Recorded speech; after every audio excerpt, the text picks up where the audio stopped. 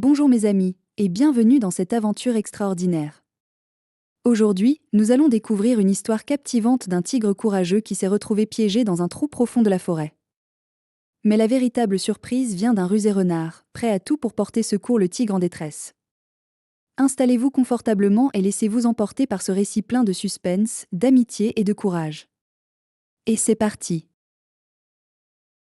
Dans une forêt dense et ancienne, régnait un tigre immense et puissant nommé Raja. Son rugissement faisait trembler les feuilles et tous les animaux fuyaient sur son passage.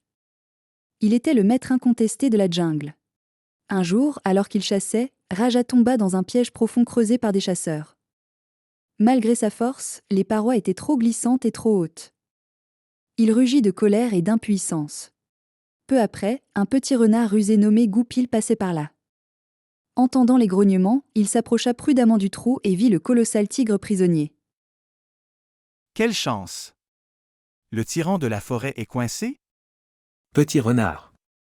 Aide-moi à sortir d'ici immédiatement. Goupil est très malin, a répondu. Et pourquoi devrais-je faire cela, Seigneur Tigre?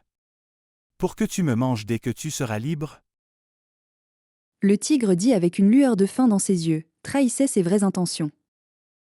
Je te le promets, sur mon honneur de tigre, je ne te ferai aucun mal. Goupil réfléchit rapidement. Il savait que la promesse d'un prédateur affamé ne valait pas grand-chose. Très bien. Je vais te aider. Mais tu dois me promettre une autre chose. Une fois que tu seras libre, tu devras me protéger et ne plus jamais chasser les renards. Et tous les animaux devront savoir que je suis ton ami et conseiller spécial. Le tigre accepta la condition. Goupil trouva une liane solide et la fit glisser jusqu'au fond du piège.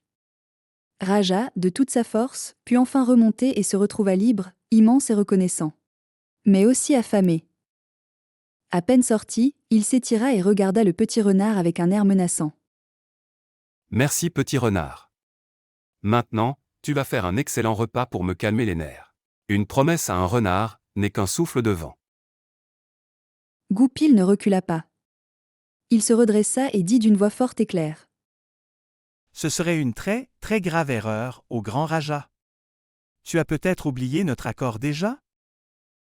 Les autres animaux ne te craindront plus s'ils apprennent que tu m'as mangé.